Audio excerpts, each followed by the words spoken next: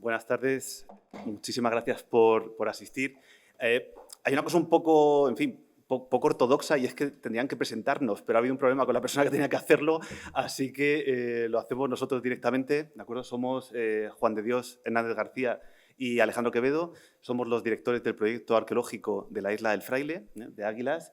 Juan de es director del Museo Arqueológico de Águilas, es alguien que tiene, pues, en fin, una experiencia de más de, ¿cuántos? 60 excavaciones en la ciudad y en su entorno. Y somos los dos de la región. Yo soy de Cartagena, pero ahora soy profesor de arqueología en la Universidad Complutense de Madrid. Disculpen el retraso. Bueno, esta tarde lo que vamos a poder acudir es a la conferencia que nos ofrecen Alejandro Quevedo y Juan de Dios Hernández García acerca de la Isla del Fraile, arqueología de esta época romana a la Primera Guerra Mundial en la Costa de Águilas. Esta interesante conferencia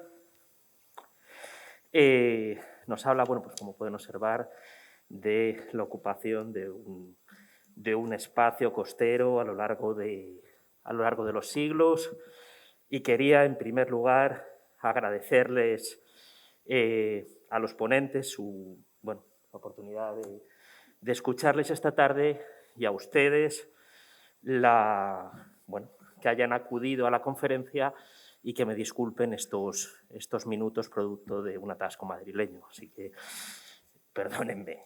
En primer lugar, pues procederé a hacer una breve presentación de los investigadores que nos acompañan esta tarde.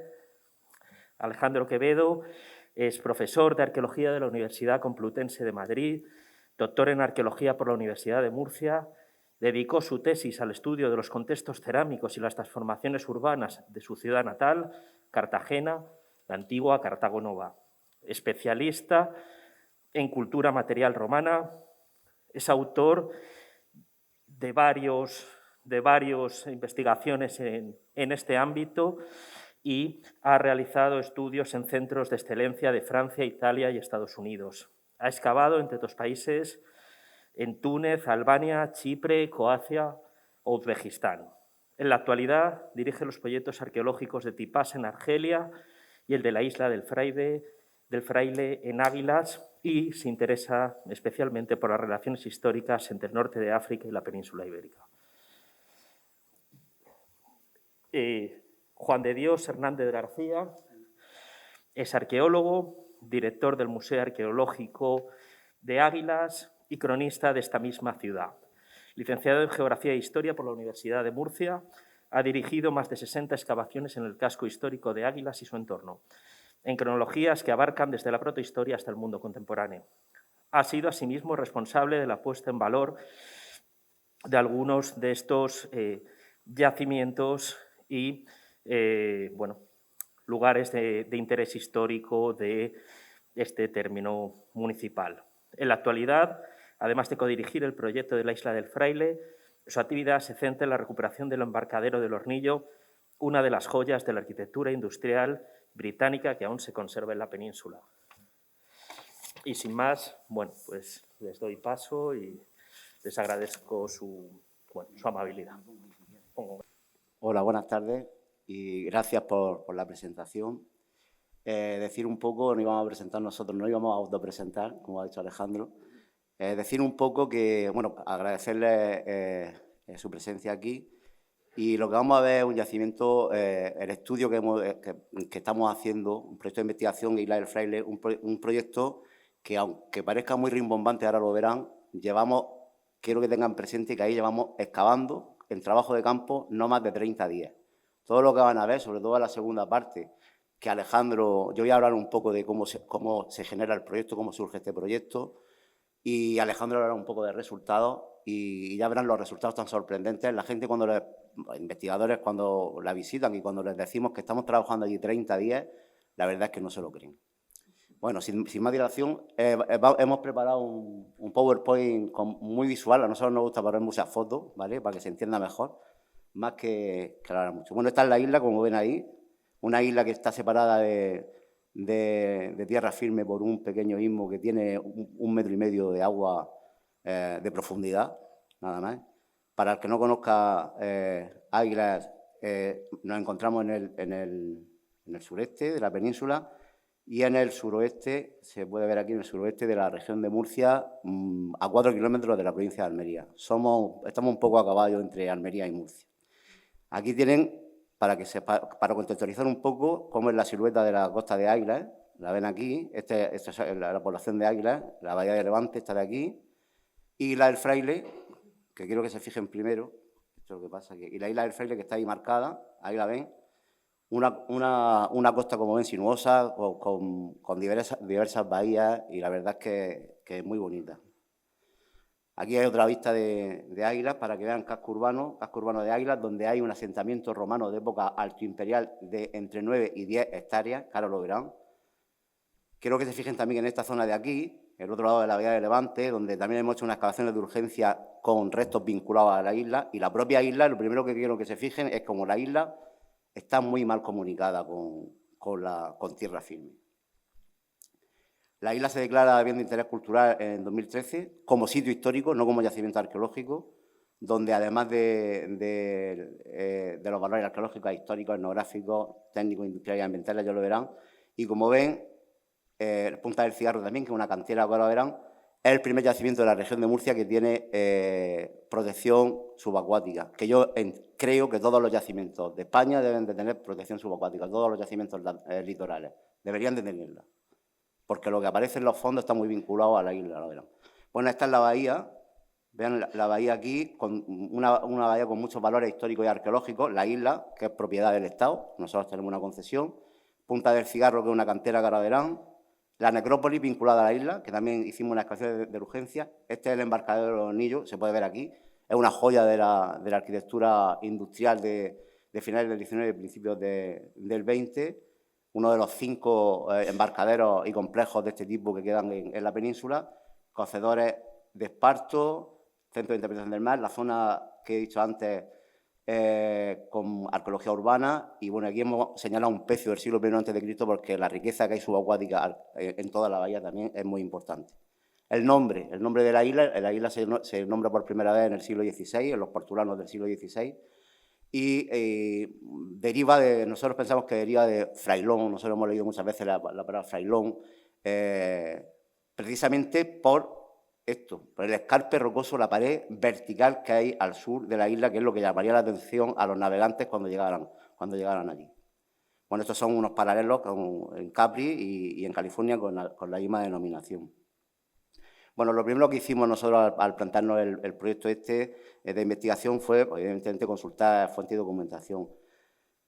He dicho antes que se nombra por primera vez en el siglo XVI y es muy importante, o el primer documento que hay así importante es un informe de Escofés. Juan de Escofés fue un ingeniero que llega a Águila. La Águila actual, el pueblo actual, es una fundación borbónica de 1765, relativamente joven, y cuando se funda la ciudad, pues Carlos III manda a arquitectos, ingenieros, etcétera, hacer un estudio del territorio pues, para crear las infraestructuras necesarias que necesita una nueva población, llevar agua, las comunicaciones, etcétera. Y él, en esa descripción que hace en esos informes, se sorprende de la isla. Los restos que ven la isla, como ven aquí, esta línea roja que yo estoy marcando, es una estructura perimetral que ahora verán en la isla, que él la describe como un muro de buena mampostería y canto. Él la interpreta como un muro defensivo que no lo es, y ahora lo verán. Bueno, aparte de los archivos y de las colecciones de museos, testimonios locales, sobre todo para el momento contemporáneo, lo que hemos dicho de la Primera Guerra Mundial, ahora verán, tenemos también unos testimonios orales que son realmente sorprendentes. O sea, este que ven aquí es un espía inglés, que ahora hablaré un poco de él. Hay una colonia inglesa importante, británica más bien, importante en Águilas, en la segunda mitad del 19 y principios del 20, comerciantes del esparto y sobre todo de la minería. Hay una colonia inglesa importante. Decir también que esos ingleses, precisamente es uno de los primeros sitios donde se juega al fútbol, como anécdota, ¿vale? John Gray, allí en Águila se le decía Juan Gray, se puso el nombre, fue el que compra el campo, los terrenos de juego donde está el campo del Rubiá. Actualmente es el segundo campo de fútbol más antiguo de España, después del Molinón, de 1913, en fin, y mucho patrimonio británico al respecto de esto. Bueno, este es el espía que le estoy diciendo, que ahora hablaré un poco más de él, Hugo, allí conocido popularmente, y hay un documento de una de las criadas de las señoras que estaban sirviéndole en la misma isla, que habla mucho de su modo de vida, que es lo que hacía, que el hombre dormía con una pistola debajo de la almohada, que cogía los documentos que les mandaban y los quemaba después de leerlos, lo que comía. Y aquí dice que le dejaba hacer un zulo. Dice, si alguna vez vais por allí los arqueólogos y veis un zulo, no de los moros, dice que eso lo teníamos nosotros para hacer contrabando allí, ¿vale? Es una anécdota que les cuento de eso. En los años 60, unos entusiastas de la arqueología hacen unas primeras intervenciones en la isla. La verdad, no son intervenciones científicas, pero sí nos dan los primeros matices cronológicos de lo que podamos encontrarnos ahí. Fray Luis Pareja, como ven aquí, pues estos son unas secciones, unos perfiles, y ya vemos ánforas con salazón, en fin, están apuntando un poco a lo que podíamos tener allí. Aquí tienen en los años 70 una primera intervención inédita, en cuanto no está publicada. Parece más un programa de estos de supervivientes que una excavación arqueológica, pero a día de hoy. Y aquí, como habilitan este espacio, una de las construcciones modernas, y aquí, pues, la verdad, organizados estaban. Se ve aquí, pues, una excavación de la época, hace 50 años, para que vean un poco lo que se hizo allí. Y luego esto es tremendo, esta foto del periódico, donde se ve Camilo VI en todo lo suyo, que ya la fecha nos dice, nos vamos 50 años atrás, y ya se habla un poco de la riqueza y de la importancia arqueológica que tiene la isla del Fraile. Y esto es un conato de excavación en el 79. Digo conato porque no llegaron a excavar. Se ven ahí, llegan de la Universidad de Murcia, esta fue profesora nuestra en la universidad, a mí me dio clase, María Manuela, Sebastián Ramallo, famosos de la arqueología, pues llegaron con su barco, son de Huerta, de la Huerta de Murcia, pero ahí llegaron a la costa a abordar la isla. Y digo conato porque ahora verán, miren cómo acabaron, tardaron, ahí hay 1,5 metros de profundidad. La verdad es que tuvieron que socorrerlos, ya no fueron más a la isla, y esto contado por ellos es como doblar el Cabo de Hornos. Cuando yo no veía la foto, es tremendo, esto es tremendo, contado por ellos, tremendo. No, están los chicos aquí, vosotros sabéis que en la isla vamos con el agua por aquí.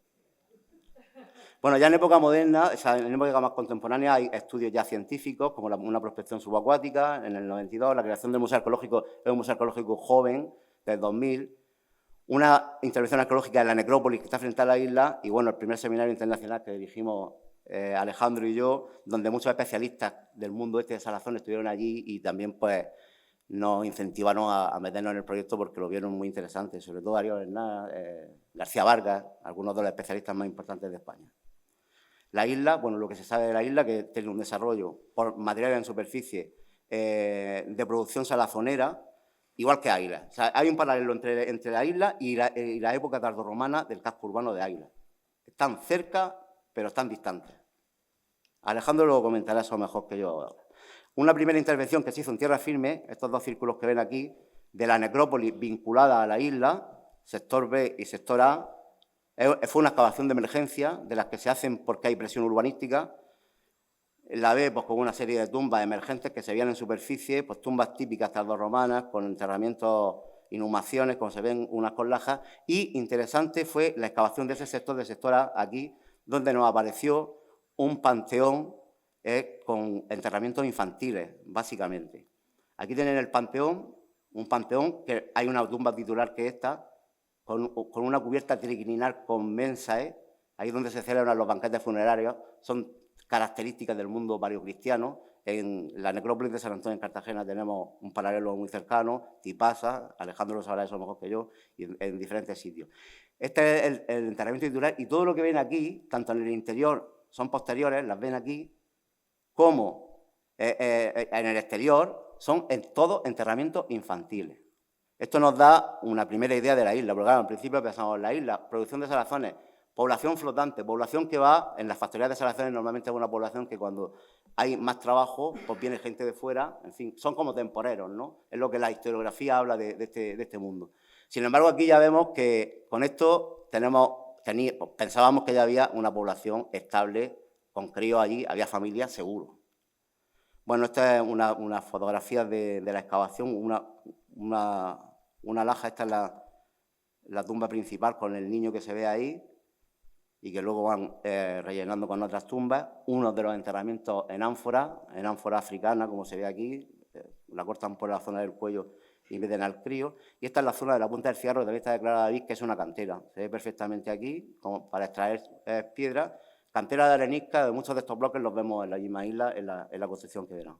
Bueno, ¿cómo iniciamos el proyecto este? En el 2014, la verdad fue una apuesta personal mía. Alejandro todavía no había ido por Águilas. Y yo decía, es que aquello es tremendo porque es un sitio muy singular, yo siempre lo vi. Bueno, al principio fueron topalos, porque realmente meterte en un proyecto de estos, vas a la dirección general, tienes estos problemas, no metáis en follones de esos, que la isla es de costas, medio ambiente, etcétera, etcétera. Pues nos empeñamos en ello y estudios ambientales, estudios de todas las administraciones que tenían que ver, pertinentes, etcétera, y al final nos aprobaron el proyecto, a base de insistencia. Y lo pongo un poco porque nunca tenemos que rendirnos en este tipo de cosas. Lo primero que hicimos en 2013 fue, como se ve aquí, pues un levantamiento topográfico, la zona que pensábamos nosotros excavar. Bueno, estos son 3 proyectos que los tenemos a medio plazo que abordar. Las zonas de excavación, que lo he pintado en rojo, un proyecto que hice yo de la excavación arqueológica.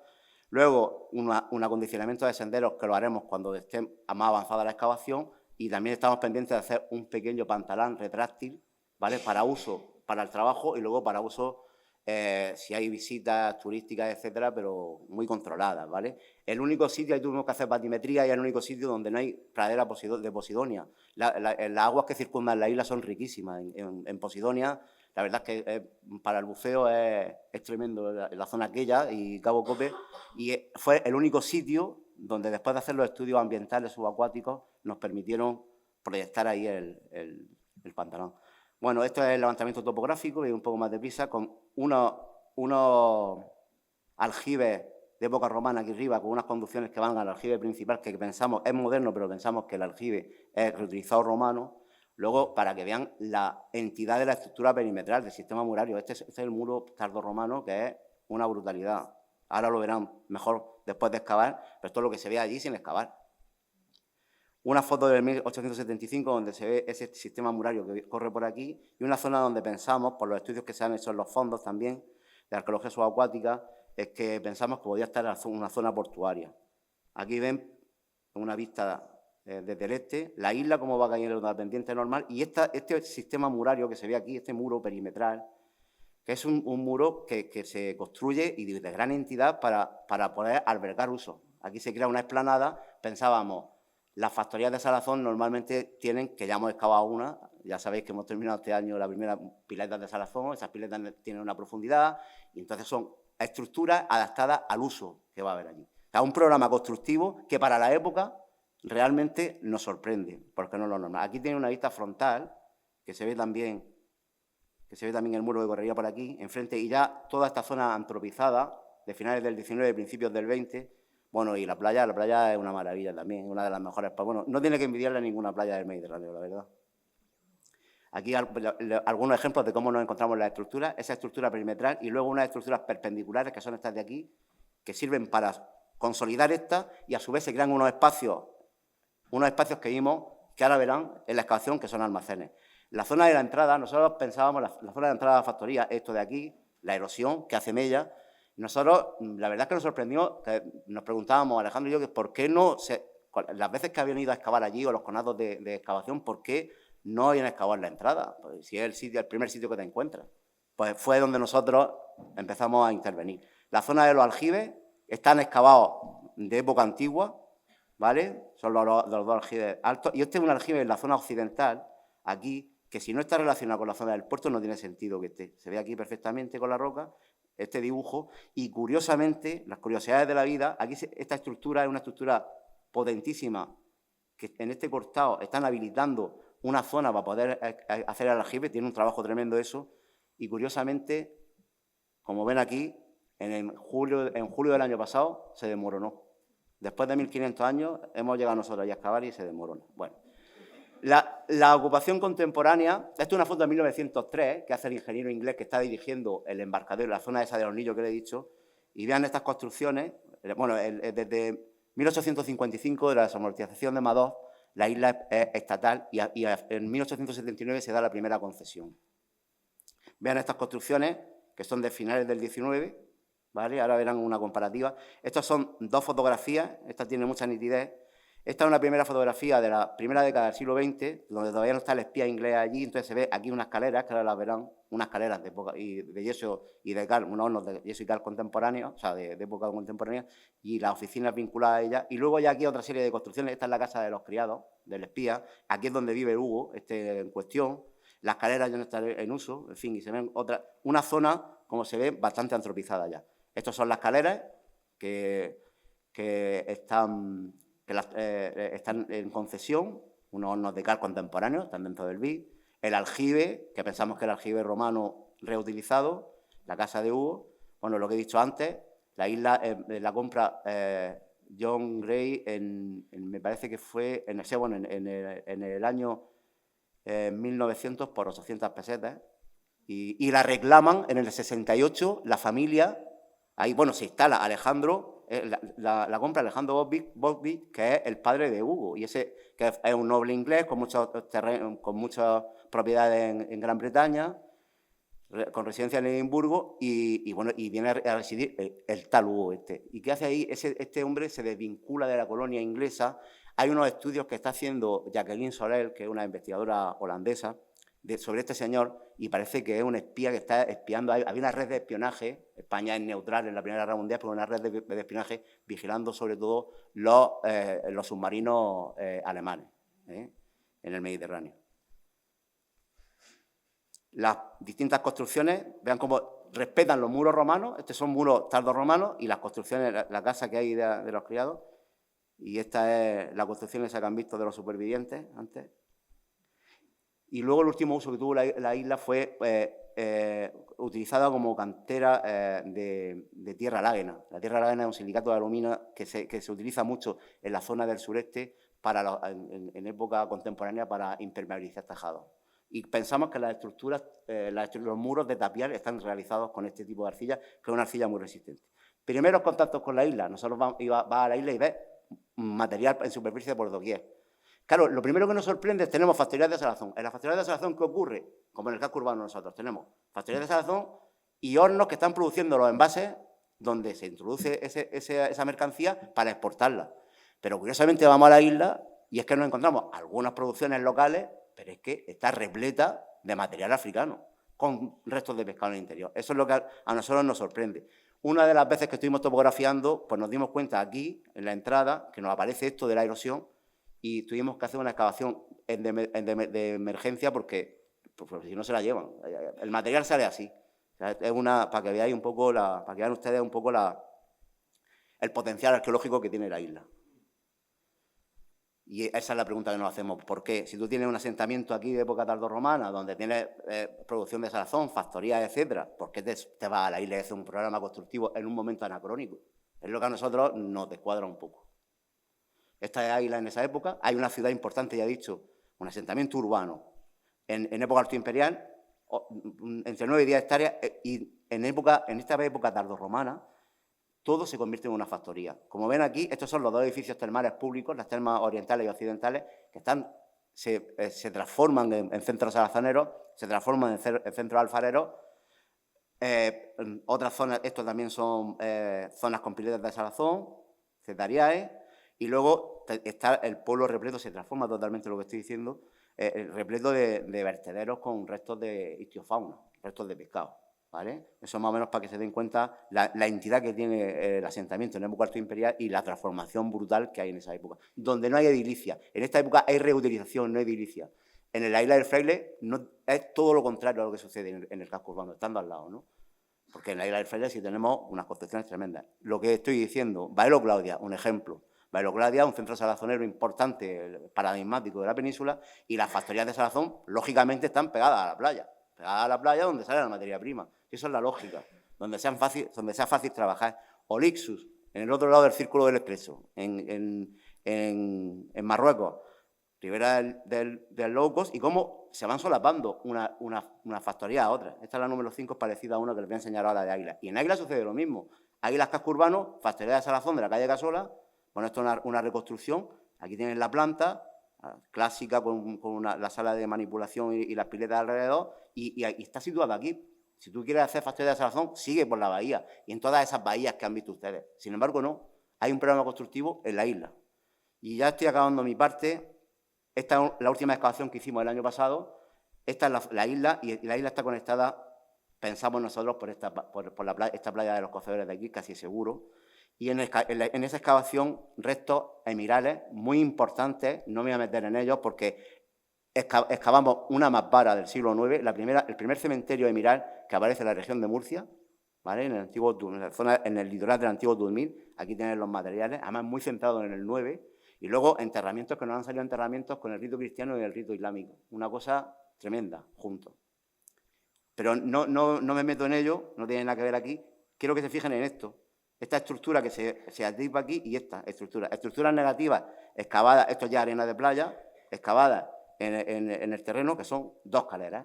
2 caleras, esta, curiosamente, todavía tiene parte de la carga, como ven aquí, la caliza, la piedra caliza. Esta totalmente excavada en el terreno, la calera 1, aquí la pueden ver, son hornos de cal, estructuras negativas excavadas en el terreno, cámara de cocción, una bancada perimetral que sirve de apoyo a toda la carga de piedras de cal que van cerrando en falsa cúpula y se crea la cámara de aire en el centro. Y aquí se ve el praefurnium, el horno, para ir alimentando, y la zona de trabajo para ir alimentando ese horno. Y la segunda, que difiere un poco, porque el praefurnium es de obra, se ve un adobe aquí y se ve el canal por donde esta sienta directamente la piedra en el fondo de la calera, y ya digo que aparecieron en el interior con estos elementos que son adobes, es decir, las caleras son estructuras negativas como ven excavadas, pero hay al menos 1,5 metros de altura reconstruido cerrándolas con adobes.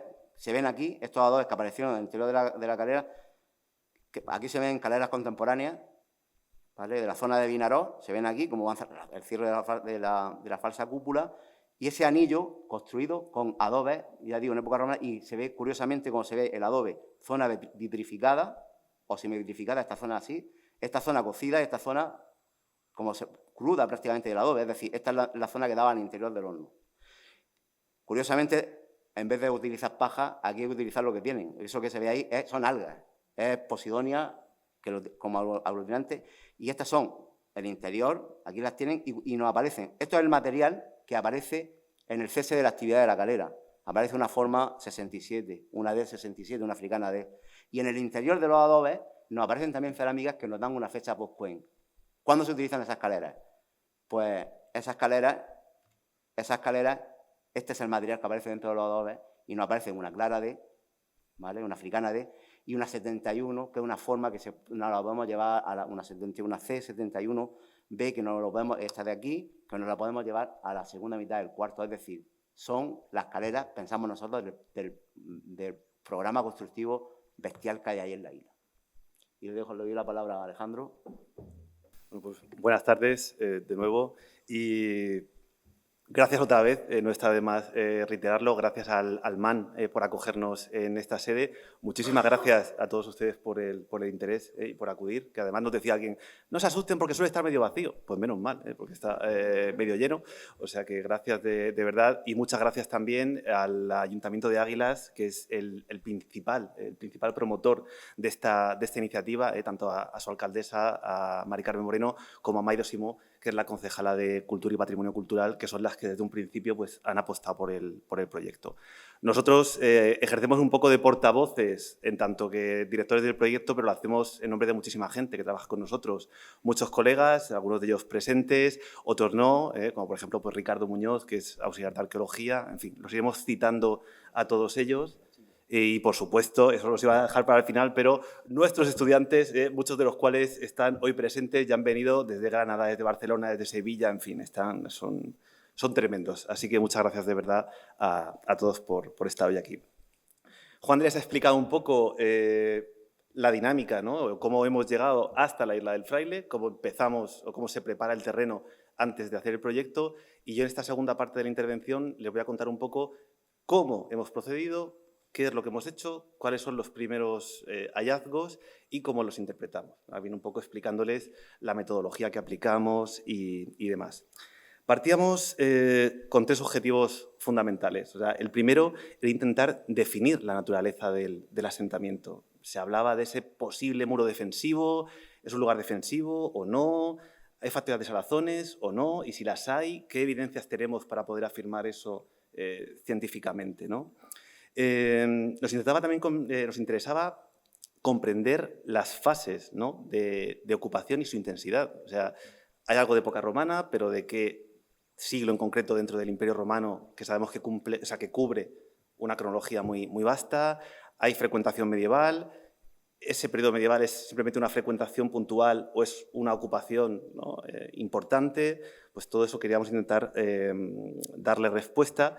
Y otra de nuestras prioridades era la formación de los estudiantes. Y esto lo decimos de verdad, no porque estén ellos aquí y queramos bailarles el agua, pero era uno de nuestros objetivos, era la primera vez que en Águila se hace una excavación que no es de urgencia, que podemos hacer una intervención programada, con otros ritmos, con otras metodologías, y para nosotros era fundamental que pues, los futuros arqueólogos y arqueólogas que se quieran formar tengan la oportunidad de hacerlo también pasando por la Isla del Fraile, ¿no? Y de momento, en las 3 campañas que hemos realizado, pues ya han participado alumnos y alumnas de más de 10 universidades, de momento nacionales, porque además empezamos en plena pandemia, que es otra de las cosas que nos decían, ¿cómo se os ocurre? ¿No vais a poder? Pues bueno, excavamos con mascarillas el primer año, pero desde el 2020 empieza el proyecto y afortunadamente lo llevamos a buen puerto. Justo antes de empezar, hacemos un primer artículo, que tienen ahí tienen la referencia, para recoger un poco todo esto que les ha contado Juan de, ¿no?, todos los datos que teníamos a disposición y que de alguna manera también estuviera a disposición de quien quisiera, porque es algo público, pues cuáles eran nuestras intenciones, ¿no?, en la isla y qué es lo que pretendíamos con este proyecto.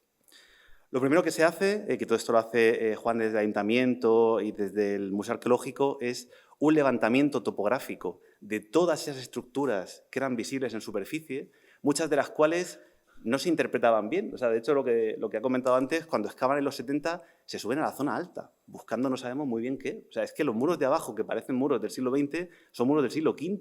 Lo que pasa es que están tan bien hechos, son verdaderamente imponentes, y una primera fase del trabajo consiste en documentar, ¿no?, en hacer un levantamiento topográfico de todas esas estructuras.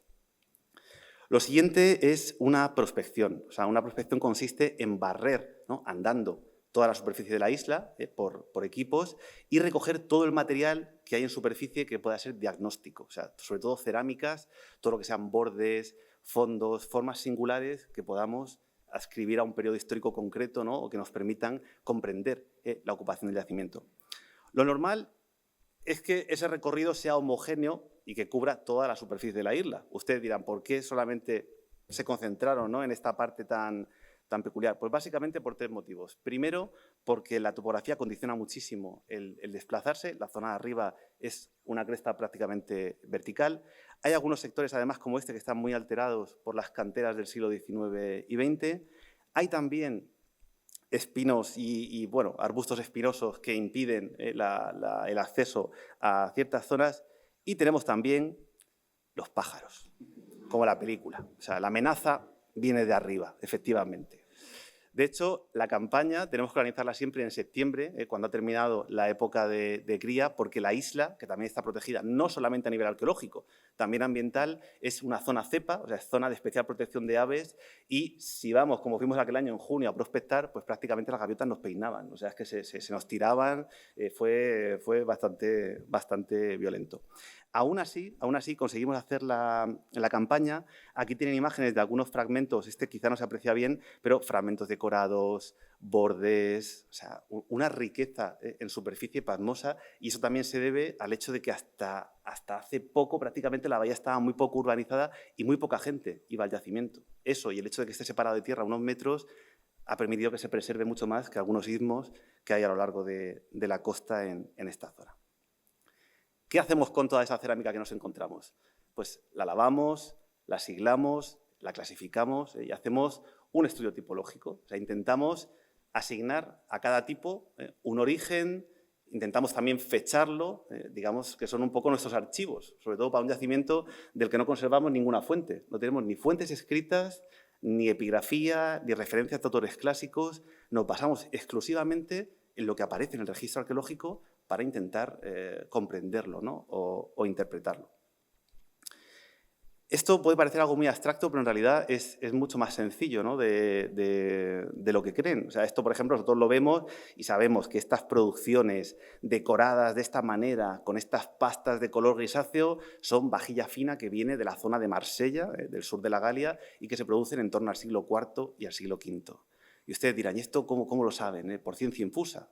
No, o sea, porque somos capaces de leer en las piezas todos esos detalles que nos permiten adscribirlas a una región o a una cronología concreta.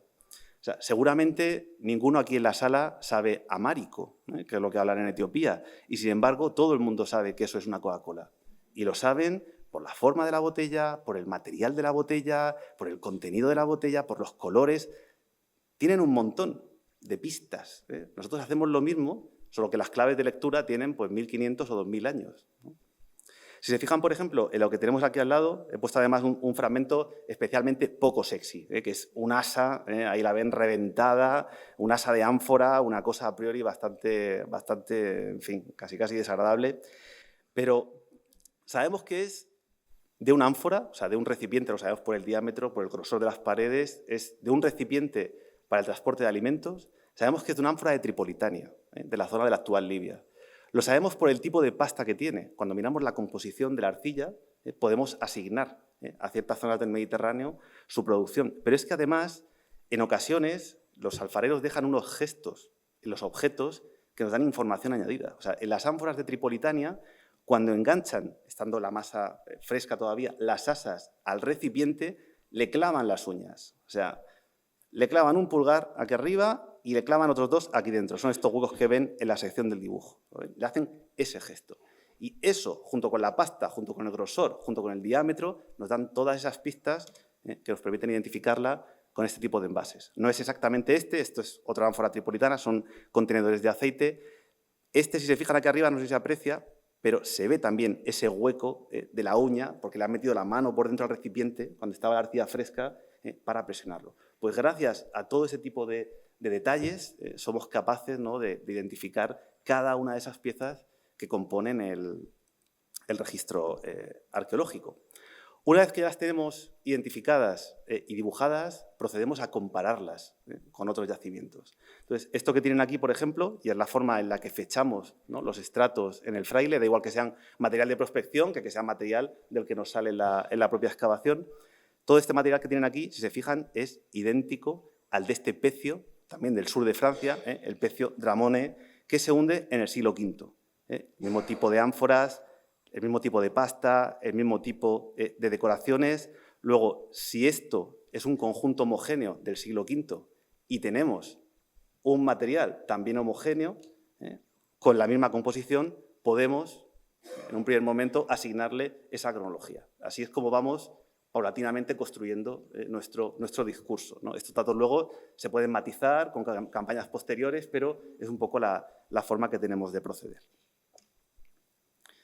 En la prospección que hicimos ese día, que fue un día solamente, en superficie aparecieron más de 200 fragmentos fechables, o sea, de bordes, fondos y demás, para que se hagan una idea verdaderamente de la riqueza que tiene la isla, que no lo decimos porque nos encante y porque escabemos allí, sino porque verdaderamente es un lugar asombroso, ¿no?, desde ese punto de vista.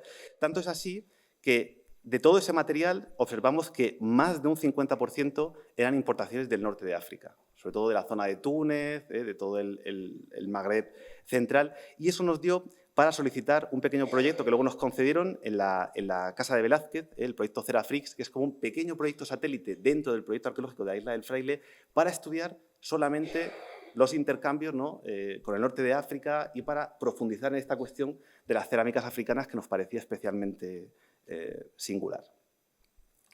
Desde 2021 hicimos también prospección subacuática.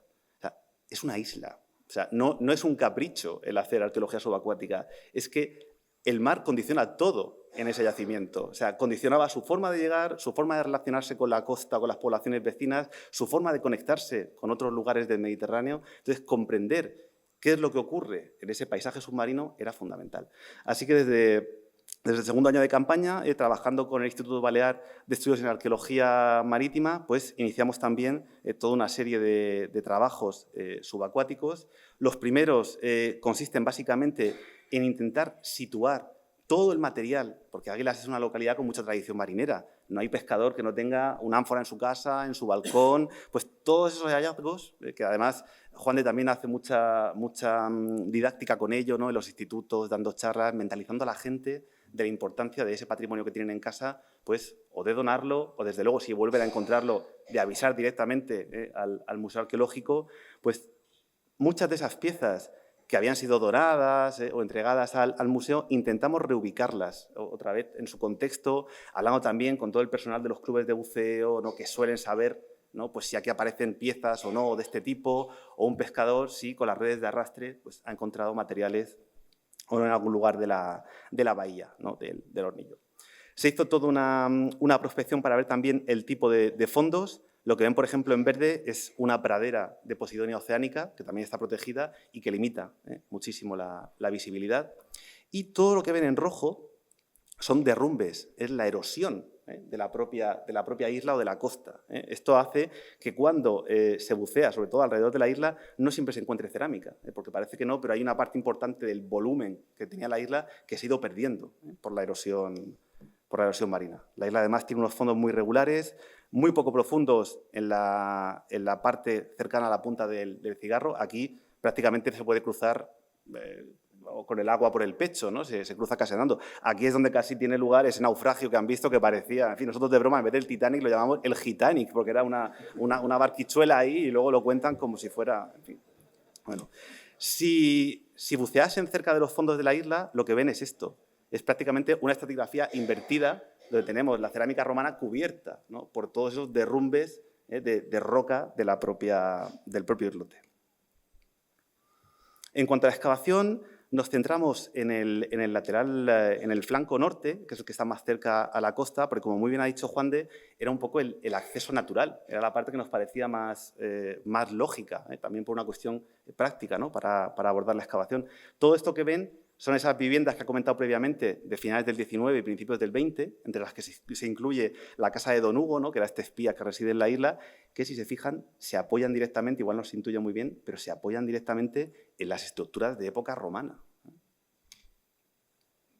Aquí tienen un poco más de detalle la zona en la que actuamos. Son 6 sectores a día de hoy, hasta la campaña de 2022, pero bueno, esto en un principio eran solamente 2, el sector 1 y 2, luego se fueron ampliando. Este hueco de aquí sería el sector 4, que es de alguna forma el acceso natural desde la playa hacia la isla. Aquí tienen el aljibe, del que antes también han visto una foto. Y les voy a ir explicando ahora, les voy a ir poniendo sobre todo muchas imágenes para que vean un poco la evolución de algunos de esos sectores, los que tienen los restos más emblemáticos, ¿no? O que nos aportan más información, y luego pues, concluiré con una síntesis para que vean un poco cuáles son las fases principales que conocemos hasta ahora, ¿no? Que podemos encuadrar bien y qué actividad se liga a cada una de ellas. Este es el sector 1, esto es prácticamente pues, el primer día de campaña, en el 2020. Quédense bien con este muro de aquí, que apenas se intuye, porque justo debajo de estos niveles estaba una necrópolis islámica que apareció. En esta foto no la ven, está ya levantada. Y aquí observan esta especie de murete que es la parte de arriba de una pileta de salazones que luego vaciamos posteriormente este año pasado. Aquí tienen un poco la secuencia de 2020 a 2022. Por supuesto, en la isla no podemos meter maquinaria de ningún tipo, todo esto se hace a mano. Y se lo digo un poco por lo del mito ese del pincelito de los arqueólogos. Pico y pala, pero vamos. Y metros cúbicos, lo saben bien los chicos, que aparte esta zona era un pedregal, o sea, se han quitado muchísimos metros cúbicos de tierra en las 3 campañas que hemos realizado hasta ahora. Aquí tienen alguna vista un poco más lateral de los sectores, para que lo entiendan mejor. Esto es una habitación. Estos muros que ven, sabemos ahora que son de época tardía, seguramente del siglo IV, puede que incluso anteriores, pero son muros de época romana, están ocupados luego por niveles del siglo V, pero fíjense que la habitación está totalmente perdida por la erosión de la propia isla. O sea, es también una excavación muy compleja a nivel estratigráfico, porque no estamos excavando niveles horizontales, estamos excavando niveles en diagonal. O sea que muchas veces este nivel es del siglo V, a lo mejor este es, pongamos por caso, del tercero, pero podemos encontrar en ese nivel del tercero cerámica del siglo V que ha ido cayendo. O tenemos que intentar ser lo más finos posibles, ¿no?, a la hora de discernir cada unidad estratigráfica y demás. En este espacio de aquí es donde aparecía la necrópolis islámica. Justo debajo es donde apareció esta pileta, que aquí ven ya en su fase final. Estábamos documentando los últimos niveles de colapso, ¿no?, de colmatación de ese espacio. Aquí tienen otra vista de la necrópolis, con los muertos enterrados directamente entre las estructuras romanas, envueltos seguramente con un sudario, sin ningún tipo de ajuar. Claro, estos muertos, porque afortunadamente estaban de canto y mirando a la Meca, pero estos muertos, por la propia pendiente de la isla, estaban cubiertos de cerámica romana. Debajo de la cerámica romana habríamos esperado encontrar más cosas romanas, pero no islámicas. O sea, lo normal es que lo más antiguo esté abajo, pero en este caso hay una estratigrafía invertida que complica bastante las cosas, ¿no?, a la hora de hacer la lectura. Es posible que alguien, cuando apareció el primer muerto, se lo llevara un poco por delante. Es posible que incluso fuera yo y dijera, esos son huesos de conejo. Pero claro, tienen que pensar que nadie se imaginaba que había una necrópolis en la isla. Estábamos para 15 días de la primera campaña, necesitamos trabajar muy rápido y después de ver, en fin, lo que habíamos hecho, ya empezamos a hacerlo con mucho más cuidado y hay que decir que en ese sentido nos hemos redimido y desde entonces pues los tratamos con todo el cariño del mundo, aplicando todos los protocolos que sean necesarios para su propia conservación ya desde la fase de extracción, y ahora mismo estamos ya pues también haciendo análisis de isótopos para comprender aspectos de dieta, por ejemplo, de parentesco también entre las posibles familias y demás. El sector 2, que es esa habitación, han visto, la parte de la necrópolis islámica es esa habitación, la parte inmediatamente posterior. Esto nos apareció en la primera campaña y fue la verdad también sorprendente. Si se fijan, parte del espacio ha cedido totalmente, se ha caído al agua y se ha perdido en algún momento desde el siglo V hacia acá, pero nos aparece todo ese nivel de destrucción que corresponde a la última fase de uso del edificio. Tenemos un nivel formado por varias ánforas, que ya hemos dicho son recipientes para el transporte de alimentos, sobre todo en época antigua. ¿Y qué es lo que hacemos cuando nos aparece algo de este tipo? Pues un poco como en las películas, ¿no? Intentamos no tocar nada, o sea, documentarlo todo lo mejor posible, tomar el máximo número de muestras, y eso lo permite el hecho también de que estemos en una excavación programada y no de urgencia. Digamos que la idea es intentar comprender ese espacio lo mejor posible. Nos hemos centrado mucho hasta ahora en el sector 2 porque, de alguna forma, comprendiendo la biografía de esa habitación, podemos tener una secuencia que será extrapolable o no al resto del yacimiento, ¿no?, para entender qué es lo que pasa en toda la isla. Entonces, tomamos muestras tanto de contenido de las ánforas, que en ocasiones nos aparecen con el contenido original, sobre todo cuando son salsas de pescado, garum, salsamenta, nos aparecen con todas las espinas, a veces los huesos incluso en conexión anatómica. Entonces, tomamos muestras del contenido, tomamos muestras de las pastas en las que están hechas las piezas, ¿no?, de esas arcillas, para intentar matizar mejor el origen si no lo conocemos. Hacemos también análisis, desde el punto de vista de la geoarqueología, de toda la estratigrafía para comprender bien esos niveles. Y también, y aquí tenemos a uno de los colegas que se ocupa de ello, al profesor Fran Moreno de la Complutense, análisis de toda la arquitectura en la que aparecen esos restos. Con lo cual, al final, intervenimos pues, muchos colegas de distintas disciplinas, de distintas universidades. Es también un proceso lento, por eso ahora, después de 3 años, empezamos a poder ofrecerle resultados, ¿no? Pero es que hasta la fecha, pues claro, estábamos procesando todo esto. Aquí tienen alguna ánfora con contenidos originales. Esta es del sector 5.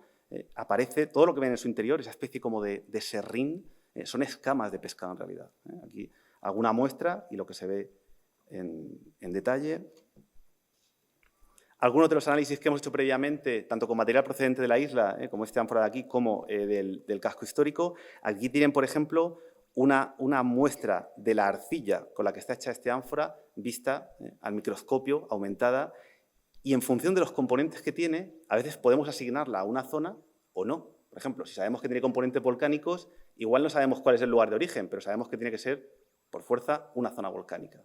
Pues esto, por ejemplo, es una ánfora que sabemos que viene de la zona de Nabeul, que está al sur de Cartago, en el actual Túnez, y entre otras cosas lo sabemos porque tiene unas partículas de cuarzo en su interior que están redondeadas. Lo llamamos cuarzo eolio, que es un cuarzo característico de zonas desérticas. Entonces, ese tipo de detalles es lo que nos permite vincular algunos objetos a zonas concretas de procedencia.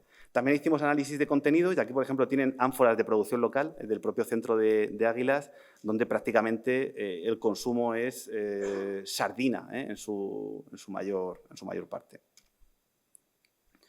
El yacimiento ofrece una estratigrafía muy compleja, muy compleja. O sea, piensen que aquí tenemos casi 3 metros de alzado original conservado de época romana. O sea, a esta habitación le falta poner la puerta y la esquina tenemos y el techo, pero se conserva prácticamente entera, salvo el frente, que está erosionado por el mar. Pero fíjense la estratigrafía, que además es muy cambiante. O sea, esta estratigrafía nos da varias secuencias distintas que nos están indicando una previvencia muy larga de ese espacio. A lo mejor tenemos 200 años de historia conservados aquí desde el siglo III hasta el siglo V. Por eso intentamos hacerlo todo con tanto detalle, tomando todas las muestras posibles también para análisis de tipo químico, de biomarcadores, para entender si ha habido periodos en los que ese espacio está abandonado y encontramos cal procedente del agua de lluvia o no, o tenemos, en fin, ácaros porque ha sido una zona de estabulamiento. Todo ese tipo de analíticas las hacemos también en el laboratorio para intentar comprender mejor, ¿no?, cómo se articuló ese espacio. La estratigrafía, les digo, es nuestra guía de referencia. Es que es lo único que tenemos, junto con esa cultura material, para intentar comprender qué es lo que ocurrió en el yacimiento. Hacemos también lectura de paramentos para intentar comprender esas fases. Aquí ven, por ejemplo, una puerta de la habitación totalmente sellada. Sabemos que hay un uso muy prolongado en el tiempo y eso se refleja también en la forma de construir, en la forma de vivir esos espacios. Aquí, para que vean más detalles de otras zonas, por ejemplo, el sector 3, donde este año apareció una piedra de molino, además de dimensiones considerables, tiene casi 1 metro de diámetro.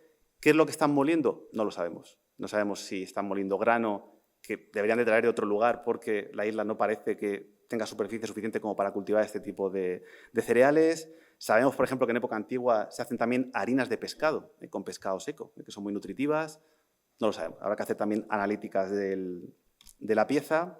Tenemos este bloque de arenisca, que es especialmente interesante porque, como decía antes Juan de, nos aparece incluso otro de procedencia subacuática, podemos vincularlo ya a esa cantera que está justo enfrente de la isla. De hecho, la gente no lo sabe muchas veces, pero cuando va a la playa está clavando la sombrilla en una cantera que tiene 1.500 o 1.600 años de antigüedad.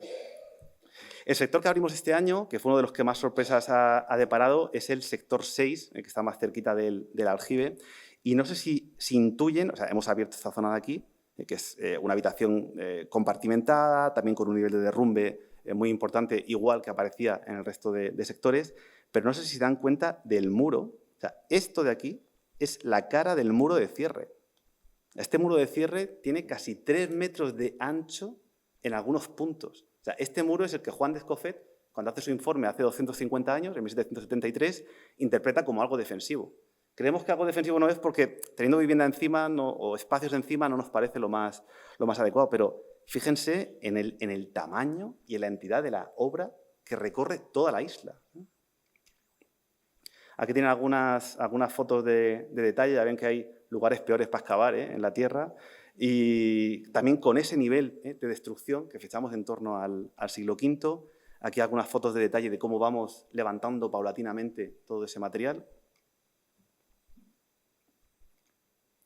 Y para intentar comprender un poco cómo se articula ese urbanismo que está disperso por toda la isla y que intuíamos, ¿no?, que se organizaba en terrazas, intentamos también aplicar algunas técnicas de teledetección en la última campaña. Pasamos un georradar con los compañeros del Centro de Ayuda a la Investigación de la UCM, con el CAI, que no dieron buenos resultados y eso en sí también es un resultado, aunque no haya sido positivo, ¿no?, porque sabemos que es mejor no seguir aplicándolo. O sea, los suelos son muy salinos y, por ejemplo, estructuras en planta es difícil observarlas. Sin embargo, esto que ven aquí es una tomografía que hicimos con los colegas de la Universidad Politécnica de Cartagena que consiste en enviar una señal eléctrica al suelo. O sea, se tiende un eje, este que ven aquí es este eje de aquí, amarillo. Tienen que entender que esta es la zona más alta, esta es la más baja, como si la viéramos desde aquí hacia abajo. y lo que hace es que se envía esa señal eléctrica al suelo que rebota cuando encuentra alguna estructura y la devuelve, ¿no?, a la superficie. Entonces, no sé si se intuye, hace falta un poco de imaginación, pero aquí ven un escalón y otro escalón. O sea, mínimo tenemos 3 terrazas construidas. Luego sabemos que el urbanismo se articula de forma muy ordenada, perfectamente en torno a toda la isla. En cuanto a los resultados de las prospecciones de arqueología subacuática, pues encontramos una posible zona de fondeadero. Aquí tienen, por ejemplo, un detalle de este mapa. Son prospecciones circulares con todos los puntitos, con todas las cerámicas que se encuentran. Creemos que uno de los posibles fondeaderos está precisamente donde se encuentra a día de hoy el embarcadero del Hornillo. O sea, los ingleses a finales del 19, principios del 20, lo que hacen es volver a coger, a situarse en el lugar que era más idóneo para el fondeo de las naves. Fíjense que nos aparecen a nivel subacuático piezas también de época tardía, pero perfectamente fechables, formas con borde, ánforas con restos de pez todavía en el interior, en fin. La riqueza de los fondos es tremenda y a veces nos depara alguna sorpresa, como esta pieza que ven aquí, que es una jarra de bronce, es el asa de una jarra de bronce que tiene un aplique con forma de máscara teatral o dionisíaca en la parte de abajo, es lo que ven aquí, y un Pegaso alado en la parte de arriba. Esto tienen que imaginarlo así, aquí tienen que imaginar la boca del recipiente. Claro, la cuestión es, ¿qué hacen este tipo de piezas en el entorno de la isla del Fraile? Estas son las cosas que nos llevan a pensar que, por supuesto, es mucho más que una simple factoría de salazones.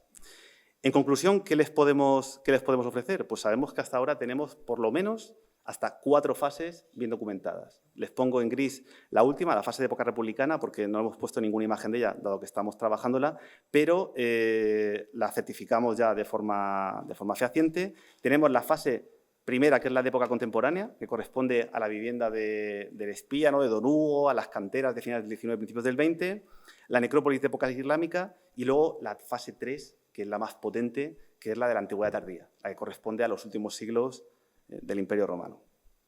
Les recuerdo que ya lo ha dicho Juan de que estos son resultados de 3 campañas de 15 días cada una. O sea, es que es un mes y medio de trabajo y, por supuesto, esto es susceptible de cambiar según pues, los datos se vayan analizando y demás. La fase del 19-20 no insistiremos en ella, ya la conocen. Aquí tienen una vista de ese embarcadero que se utilizaba para cargar directamente el mineral en las naves. Llegaban, además, desde la zona de Almería. La necrópolis islámica, que nos confirma también que hay un poblamiento importante en esa fecha en la isla. Cuando hicimos la prospección, casi todo el material era romano, menos 4 fragmentos, literalmente. 4 fragmentos que eran islámicos, y son estos 4 de aquí. Y dijimos, bueno, será una frecuentación puntual. Ahora, al encontrar la necrópolis, ya podemos vincular ambas cosas. Y además nos viene muy bien porque en época islámica se entierran sin ningún tipo de ajuar, son muertos envueltos en un sudario, no tienen nada, ningún elemento que nos ayude a matizar esa cronología. Con lo cual, con estas piezas, que estamos en un horizonte almohade, los almohades son unos bereberes que vienen de la zona de Marruecos, podríamos estar en torno a los siglos XII-XIII después de Cristo. Estos muertos ya han sido objeto de, como os he dicho, de un trabajo, de un TFM, se han hecho análisis de isótopos y demás, y ahora además son también objeto de una tesis doctoral sobre cuestiones de conservación también de este tipo de material. La fase más potente, la más hasta ahora no más singular de la isla, es la época tardía. Son los siglos IV y V, que interpretamos como una serie de almacenes. Sabemos que están acumulando, ¿no?, que tienen un montón de ánforas, además de procedencia muy diversa. Estas que ven aquí abajo son ya las ánforas estas restauradas de este sector, o sea, que ven que el trabajo va avanzando. Lo vinculamos también a la producción y al comercio de salazones y en ese sentido hay un montón de pequeñas pistas que nos ayudan, ¿no?, a apuntar en esa dirección. Tenemos pesas de red, tenemos anzuelos para pescar, tenemos algunas piletas, además de la que han visto en la parte baja de la isla, que se pueden vincular directamente con la fabricación de salsamenta, ¿no?, de salsas de pescado. Y tenemos también lo que creemos que son ánforas de producción propia. Esta dudamos mucho, sí, porque en Águila ya tenemos una serie de ánforas locales, no sabemos si continuar esa serie o darle un nombre propio, pero este tipo en concreto no ha aparecido, o al menos no hasta ahora, en Águilas, con lo cual pensamos que puede estar incluso producida en el propio Fraile, porque es evidente que si tienen piletas de salazones tienen que estar envasando ese producto en algún sitio. Entonces, bueno, una de las posibilidades pues es esta. Este es el ánfora que hemos llamado Fraile 1. Ahora falta que la encuentren en otros yacimientos y que nos permitan también completar, ¿no?, nuestra historia desde otros centros de consumo. El urbanismo, como ven, es muy complejo, es extremadamente complejo. O sea, es una obra totalmente, concebida a priori, es un volumen de material enorme. Aquí ven estas habitaciones, cómo se van adaptando perfectamente a la topografía de la isla. Son espacios, además, muy regulares. Fíjense esta que es prácticamente trapezoidal, pero lo hacen circunvalando todo ese perímetro de la isla, al menos en la parte baja. Luego en la parte de arriba, lo veremos cuando escalemos, seguramente será un patrón un poco más regular. Aquí tienen otra imagen con todos los sectores de esta campaña. La luz no es muy buena, pero aquí pueden ver la pileta, por ejemplo, de salazones del sector 1, debajo de la necrópolis, el sector 2, el sector 6, y no sé si intuyen, ven aquí el muro, este muro perimetral que va cerrando. Fíjense que hay algunas habitaciones que han cedido totalmente. Esta, por ejemplo, el suelo se ha ido. El suelo y la pared que cerraba la habitación. Y, de hecho, si volvemos al plano de Juan de Escofet, el hombre fue muy fino. No sé si intuyen aquí, este pequeño entrante es justamente esto. O sea, que topografió muy bien, como buen ingeniero ilustrado, todas esas estructuras en el siglo XVIII. ¿Tendremos más fases en un futuro próximo? Pues es posible, porque en el yacimiento encontramos en algunos puntos unos recrecidos que seguramente se producen en época tardía, pero en un momento posterior al siglo V. ¿Tenemos una fase bizantina? Pues ¿por qué no? Cuando analizamos, esto es una secuencia, por ejemplo, un eje cronológico de los materiales que encontramos en el fondo de la bahía, vemos que hay algunas cosas. Esto, por ejemplo, este es patellón, que es una anforilla también africana. Esto es algo típico del siglo VI, VII... O sea, que seguramente, por esto también es tan importante hacer la parte de subacuática, porque nos da otra imagen que nos permite completar la visión que tenemos con los trabajos de tierra. En conclusión, ya les digo, tenemos más dudas que certezas. Sabemos que es un yacimiento que arranca como poco en época republicana, con lo cual tenemos más de 2 milenios de ocupación, aunque no es continuada. Sabemos que es un centro productor, sobre todo de salazones, pero que también importa, y además importa muchas ánforas de salazón. ¿Por qué están importando ánforas de salazones si están produciendo también salazones, ¿no? Entonces, seguramente es un centro que está redistribuyendo esas mercancías en toda la zona del sureste. ¿Es algo más que una factoría?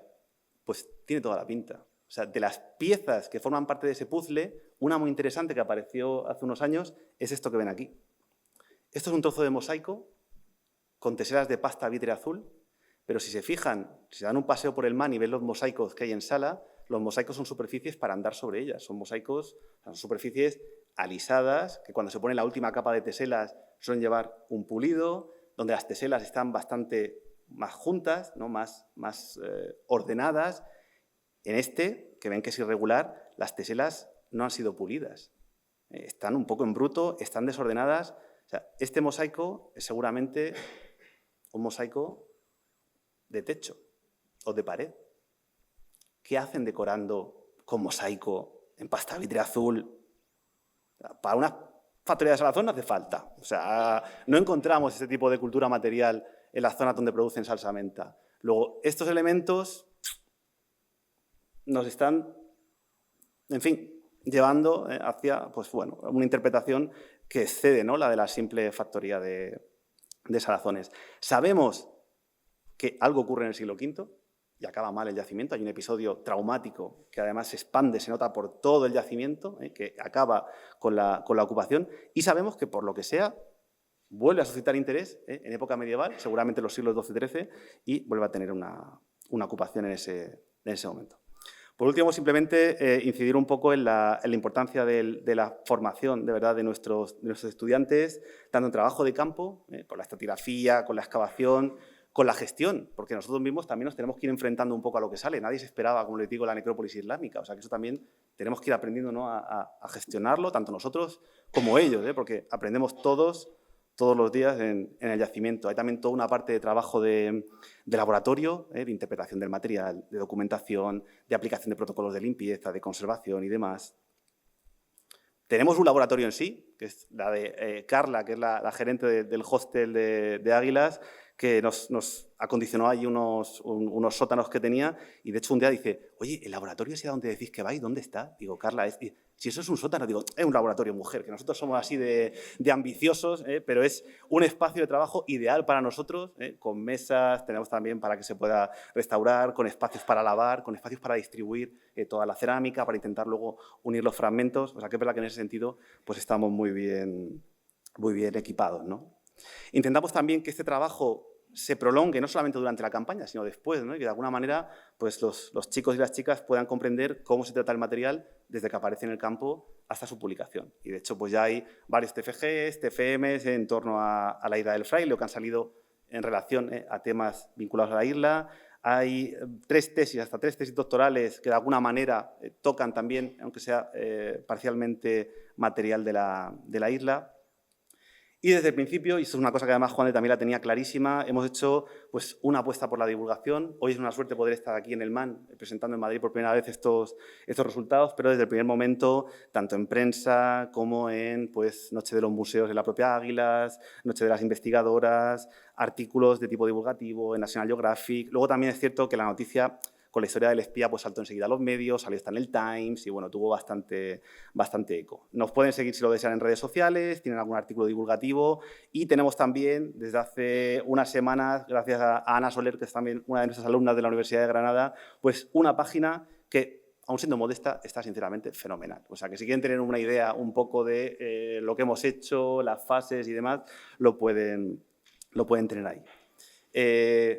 Un minuto y concluimos, que esta es la parte importante de verdad. O sea, el Ayuntamiento de Águilas se porta fenomenal con nosotros, es el motor principal de la financiación de la excavación, pero desde el primer momento lo abrimos también a mecenazgo externo. Son muchas las empresas que colaboran con nosotros y que nos permiten, en función de las necesidades, pues, aplicar un georradar, cubrir los seguros de los chicos de la excavación y demás. Por supuesto, hay muchos compañeros que también participan, por ejemplo, los de Protección Civil que nos llevan a la isla desinteresadamente, ¿no? Y es cierto que dentro de estas empresas, independientemente de la cantidad con la que nos financien, tenemos especial predilección por las del sector agroalimentario, que además de darnos dinero, nos suelen también obsequiar con sus productos. Entonces, si aparte de cubrir el georradar podemos estar tomándonos unas empanadillas de la panadería Glendi o podemos regar nuestros garnates con un poco de Juan Gil Etiqueta Plata, el Juan Gil Etiqueta Plata, que es un vino de Jumilla, si no lo han probado, están desperdiciando su vida. O sea que ya lo saben. Bromas aparte, si alguien está interesado, somos, en fin, más que receptivos con este tipo de cosas porque nos ayudan a trabajar en mejores condiciones. Así que pues somos súper fáciles de contactar, tanto Juan de como yo. No dejen de hacerlo. Y nada más, muchísimas gracias por su atención y muchísimas gracias a todos los que hacen posible que sigamos trabajando en este proyecto.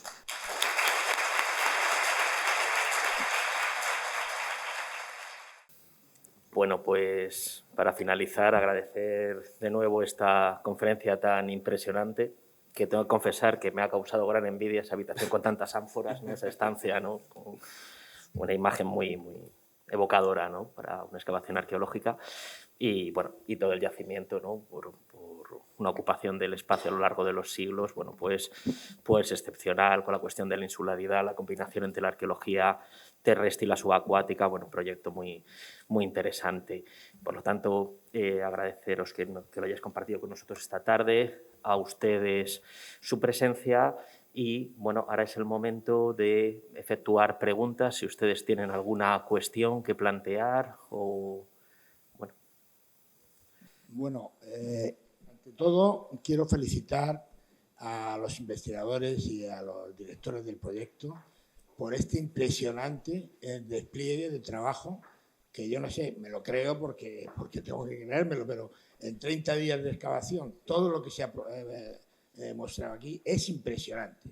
Enhorabuena, de verdad, como aguileño orgulloso también de Juan y de la gente que está financiando ahí el proyecto. Y, bueno, unas preguntas muy breves para no quitar tiempo a las demás. Por deformación profesional me interesa el procedimiento que se ha utilizado en la prospección submarina. Yo soy oceanógrafo y yo sé, no sé si se han utilizado sonar de barrido lateral, subbottom profiler, magnetómetro de protones, que son los sistemas clásicos de prospección submarina. Eso por una parte. Por otra, decir que, bueno, he tenido la ocasión de trabajar en la zona marina, en la plataforma media, no en zona litoral, pero sé que una prospección amplia alrededor de la isla podría dar información, ya lo ha dicho Alejandro, información interesantísima, porque una cosa que me ha sorprendido es que el 50% de las ánforas son de procedencia africana. Ahí tenía que haber un tráfico de barcos impresionante. No sé si habéis visto también alguna relación con los barcos fenicios que se han descubierto, que están en Mazarrón, los dos pecios que hay ahí, uno submarino y otro me parece que está expuesto en Cartagena. Bueno, lo que debo decir que las prospecciones geofísicas marinas tienen la dificultad, sobre todo si son de alta resolución, como se piden en este tipo de trabajos, tienen la dificultad de que existe un campo de dunas submarinas, desde Cabo de Cope, que fue un proyecto que hicimos, hasta más allá de Águilas, con espesores de arena, de dunas y de ripple marks y de todo esto, de 1 a 3 metros de profundidad. Por lo tanto, a lo mejor habría que enfocar el tema en su bottom profile, o sea, penetradores de sedimentos de alta resolución y zonas de barrido lateral por si hay algo en superficie. Y bueno, ya no me enrollo más porque me ha encantado la presentación. Una pregunta ya curiosa. El Julio Mas, que aparece en la foto de esos prospectores ahí, que me ha hecho mucha gracia. Yo tengo un compañero oceanógrafo, no sé si será el mismo, Julio Mas, el director del Laboratorio Oceanográfico de Mar Menor, ya se ha jubilado, de mi época, y me gustaría saber si es el mismo, porque esta tarde le mando un mensaje por WhatsApp diciendo que le he visto cuando tenía 50 años menos. Vale, muchas gracias y enhorabuena otra vez. Vamos a ver, te comento un poco el tema, y para contestar a la pregunta de los métodos, la metodología de la prospección subacuática, pues tendrán que estar los técnicos del IBEAN, los arqueólogos que podrán contar. Pero a lo que ha comentado, al margen del trabajo que tenemos con el IBEAN, hace 2 años, me parece 2 años por ahí, tuvimos la oportunidad de estar tuve yo la oportunidad de estar con el ejército, con los militares, haciendo una prospección con el sonar de barrido lateral. ¿Vale? Me dijo el capitán que me metiera con él, lo vas viendo en el ordenador y es bastante complicado porque, sobre todo la zona que hay pegada al embarcadero. El tema que sucede ahí es que es muy cambiante la dinámica litoral. Usted lo sabrá mejor que yo. Por ejemplo, en las Delicias, ahí ahora han aparecido las cuadernas de un barco de un precio que sale en ánfora 3 el 20 y si sale en ánfora 3 el 20 y las cuadernas de un barco, pues blanco y en botella. Y ha aparecido a raíz de los cambios que hay en los leveches, etcétera. Con eso digo que lo que hicimos nosotros de prospección con el zonas de barrido lateral es bastante complicado porque hay mucha arena en la zona que estamos hablando. Entonces hay que aprovechar los momentos en los que hay temporales, que esos con los clubes de buceo ya trabajamos nosotros en la bahía de Calabardina, esos momentos son los que nos dan más fruto a las prospecciones. Pero, por ejemplo, en septiembre se hizo la prospección, más o menos lo que vieron, y fue, me parece que fue prospectando ellos sin visualmente. Es lo que hicieron con la idea. Pero lo otro se lo hice yo con los militares. Y esos resultados que estoy diciendo. O sea, aparecieron unas anclas que estaban vinculadas al embarcadero, en fin, ponederos, pero... Y a don Julio Mas no le escriba porque me temo que está muerto. Falleció hace como 10 años. Yo creo que es el hijo de Julio Mas. El hijo de Julio Mas, sí. Sí, buenas tardes. Entre las muchísimas preguntas que me hago sobre las presentaciones que han hecho ustedes, hay una que me ha dejado absolutamente intrigado, que es lo que ha mencionado usted sobre una piedra de molino que hay. Sí. ¿Cuál sería la fuerza motriz, a su parecer, que podría mover esa rueda de molino? Esos son molinos de mano. ¿Son molinos de mano? Sí. Bien, gracias. Y la segunda cosa, usted ha hablado, y están hablando mucho de la investigación subacuática. Esa bahía de la isla del Fraile, la Posidonia está desapareciendo enormemente. sobre todo por los fondeos que hay en la playa amarilla. Sí. ¿No había un proyecto o va a haber algún proyecto para poner unos muertos específicos para evitar esa? En el ayuntamiento sí se quiere balizar, aprovechando lo que he comentado antes, que tenemos la protección subacuática, ¿vale? Desde el punto de vista medioambiental también, pero aprovechando eso, vamos a balizar para que no se puedan meter los barcos a los 100 metros que hay en la costa. Es que eso lleva mucha razón. Nosotros, de hecho, los chicos que están aquí son muy sensibles con eso, y cuando estamos en septiembre, cuando hacemos las campañas de excavación, es todavía verano, y allí van muchos barcos, fondean y tal, y es que no entendemos cómo puede venir una persona, echar el ancla allí, si más allá tienen unos arenales preciosos, como los que hemos visto en las fotos.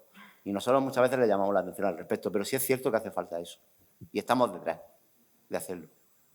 ¿Y para cuándo van a hacer ustedes una posibilidad de que haya aportaciones privadas económicas? Nosotros estamos abiertos. Ya mismo. ¿Cuándo las van a hacer? ¿Cuándo las van a hacer oficializar? La verdad es que está Alejandro.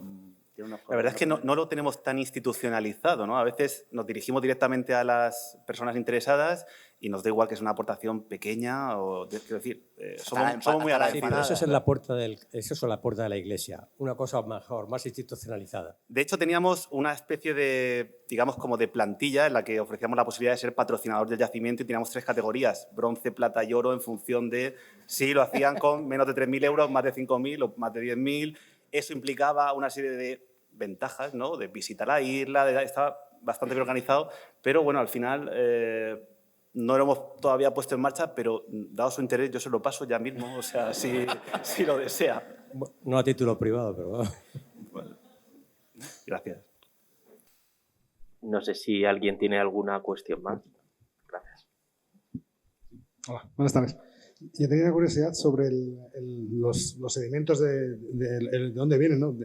Entiendo que todo lo que habéis excavado cae arriba, no es arena de la playa o del interior que llega hasta ahí, ¿no? O sea, entonces, la estructura de la montaña, que decís que habéis pasado el georradar y que no se ve nada, ¿no? Debería ser mucho más alta para que al final todo eso, con el paso de los siglos, acabe tapando y generando toda esa cantidad de sedimentos, ¿no?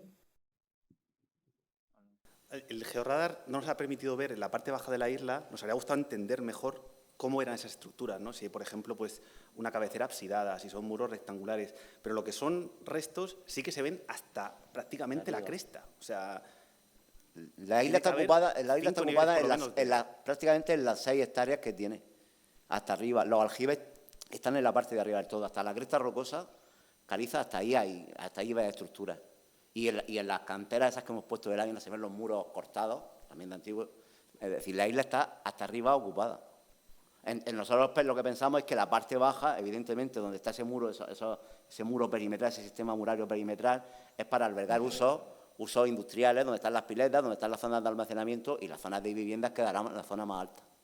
Y incluso ya la cerámica en la prospección nos está dando pistas, porque claro, abajo nos salen contenedores, básicamente, ánforas, y en la parte de arriba ya vemos cerámica de mesa, cerámica de cocina. Eso se ve en la isla nada más que prospectando. Pero viene todo de arriba en cualquier caso. Sabemos que hay ocupación mucho más arriba, y eso es lo que hace que encima de los niveles islámicos tengamos romanos, claro. Que es una secuencia que no es lógica, porque todo va cayendo. Y luego los movimientos de tierra en época contemporánea, la antropización que tiene la isla, que también influye, porque ellos allí, para los aljibes, para las casas, ellos movían también tierra allí, en época de los ingleses, y lo que están moviendo es cerámica romana de un sitio a otro. Por eso es un yacimiento muy complejo. Pues nosotros, cuando nos salió la Masbara, la necrópolis, nosotros no nos imaginábamos que teníamos allí medieval islámico. Es cierto que algún fragmento yo también había encontrado cuerda seca parcial antes de todo esto, pero encontrarnos allí el cementerio ese no lo esperábamos. Por eso fue Alejandro el que dio con el primero. No hace falta recortarlo, Juan, tampoco. Sí. Ya, nomás preguntar cuál sería la siguiente fase y si depende de recibir fondos o en el verano próximo van a hacer alguna otra excavación o cómo es eso. No, vamos a ver. En principio es un proyecto que gracias al Ayuntamiento de Águilas lo tenemos consolidado. Nosotros tenemos una financiación fija por parte del ayuntamiento, que no es mucho, pero nos apañamos con ello y eso lo vamos a repetir y cada vez va más. Allí en Águila estamos hablando de una población 37.000 habitantes, que es relativamente grande. Luego en verano nos ponemos en la época casi con 100.000 y yo qué sé, está teniendo mucha repercusión a nivel social, y aparte de que lo he hablado con Alejandro mucho, que dentro del pueblo, yo soy aguileño, soy de allí, dentro del yacimiento, tú te vas a excavar cualquier yacimiento, bueno, tiene su interés allí en Águila, pero es que la Isla del Fraile, aparte de ser un yacimiento como habéis visto, es un emblema para los aguileños. O sea, para nosotros es un sitio emblemático. Isla del Fraile, el Pico de la Isla del Castillo, es como cualquier municipio que tenga sus emblemas, pues es emblemático. Entonces, por eso crea mucha más expectación y mucha mayor. De hecho, una cosa muy importante aquí es el tema de la socialización de la arqueología. Yo soy arqueólogo territorial, arqueólogo de gestión, ya me gustaría estar investigando a mí mucho. Llevo 7 museos para adelante, entre otras cosas, y soy arqueólogo municipal con arqueología urbana, etcétera. Pero yo me desvivo el tema de la socialización y de llevar la arqueología a los colegios. Y no sabéis vosotros la satisfacción que el otro día, por ejemplo, me llaman por teléfono, está la gente en la playa y si viene alguien que va a la isla, me llaman por teléfono. Oye, que va uno que es de primera mano. Eso yo creo que es una de las principales labores que tenemos que hacer los arqueólogos territoriales, me parece a mí. Y después ya lo demás. Bueno, pues nada, yo creo que podemos cerrar, agradecerles de nuevo a los ponentes y a ustedes por haber asistido y, en fin, esperar que dentro de un tiempo corto nos puedan volver a visitar a traernos hallazgos tan impresionantes como los que nos han expuesto esta tarde. Muchas gracias.